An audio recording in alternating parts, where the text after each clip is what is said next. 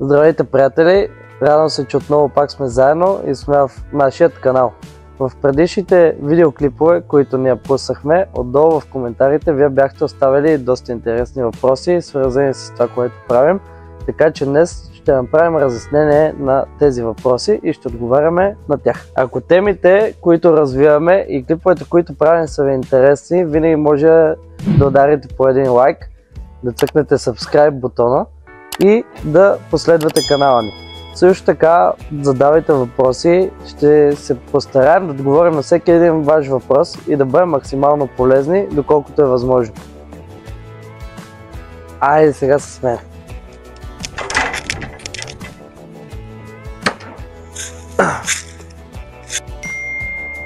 В кой край на България сме? Ами, ние се намираме на високо в планината. Село Чавдар, София област. Това е по подбалканския път между София и Карлово. Най-близките населени места, които може да сте чували, е село Челопеч, град Златица и град Пирдоп.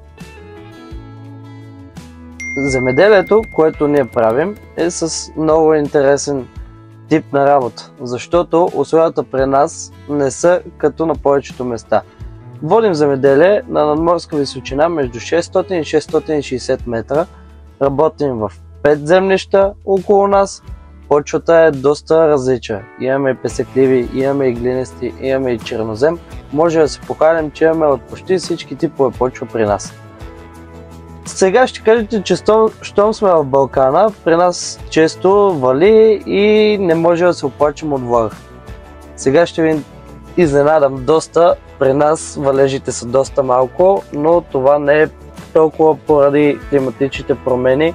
Има други фактори, заради които при нас падат по-малко валежи. Има и доста големи хвостохранилища, които оказват влияние на въздушните течения и за жалост Чавдар често страда от безводие и най-малкото валежите, които разполагаме годишно, са много малко. Между 2019 година и 2022 земеделието, което правихме, беше с 200 до 240 литра на година. Всеки един запознат земеделец знае с това количество валежи какво може да постигне. Ние се научихме и го правим.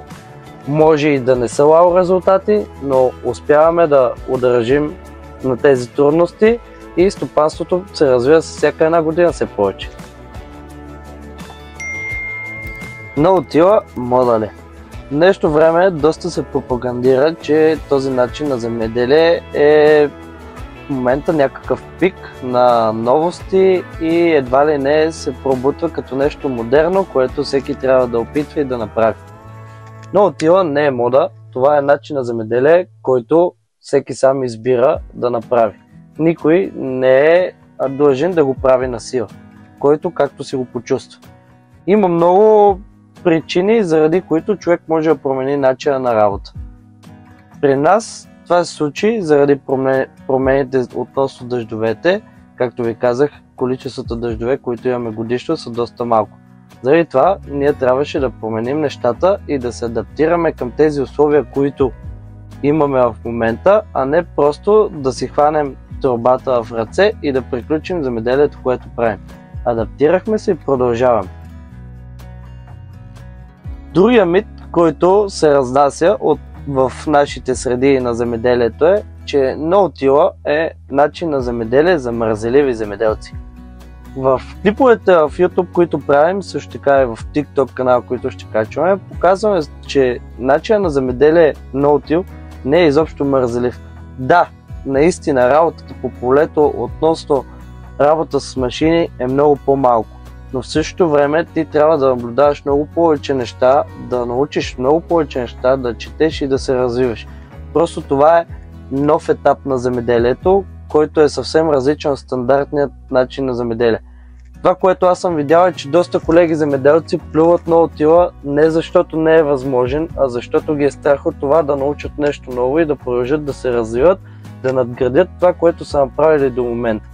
Затова моето мнение е, че абсолютно всичко може да се постигне, но човек трябва да работи усърдно за това и няма как да се постигне, ако един земеделец е мързелив.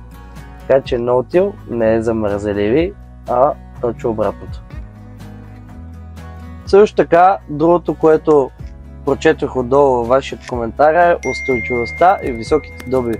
Смея да твърдя, че тази година е един от най-добрите добиви на пшеница и също така на слънчоглед. Ние ги постигнахме чрез така страшната технология No-Till, което е поредното доказателство, че когато човек си следи нещата на полето с нужните знания и капка късмет, се постигат нещата и получаваш добри добиви, които те правят устойчив.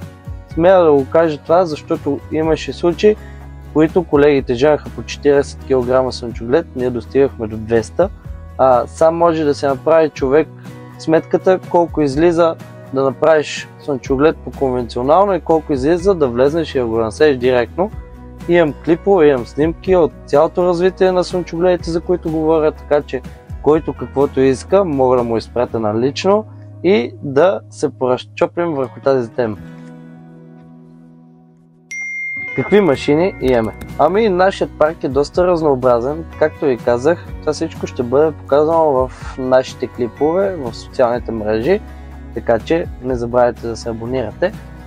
В един от епизодите ни показахме сеялките, както беше описано подробно, всяка една сеялка беше показана, плюсове, минуси, разяснихме всичко. Същото нещо ще направим с трактори, с комбайни. Просто това отнема време, няма как да стане в един клип, затова следете канала и какво качваме. Както споменах, стопанството не спира да се развива, не спираме да се разрастваме и да започваме с нови неща. Тази година започнахме да се занимаваме и с люцерна професионално и вече разширяваме относно зелената линия, закупихме нови машини, така че и там доста интересни видеа ще имате първа. И за мен е ново, ще се учим заедно, така че ако някой може да дава съвети относно косене и прибиране на люцерна, в момента може вие да ми съдействате, така че пишете отдолу, ще се радвам. Относно сравняването на полетата, да, правили сме си сравнявания с полета на колеги, но точно заради това повечето, които са запознати с това, което правим, ние не сме изцяло No-Till, имаме все още и Mini-Till, имаме и много малко декари, които са конвенционално. Сега ще кажат, той No-Till прави, пък защо има декари конвенционално? Конвенционалните декари ги държим като буферна зона, които ни спомагат, примерно всяка година, когато има разпределение между земята, да може да си ги използваме тях точно с тази цел. Иначе в нашия канал ще може да видите пролетници на Mini-Till, No-Till, конвенционално, също така и пшениците. Ще проследим как се случват нещата, еднакви полета с еднакви сеялки е засято всичко, за да кажете, ето ги твоите полета, сравняваш нещата и накрая теглиш чертата и казваш кое е най-добре, а не да сравняваме с на комшията.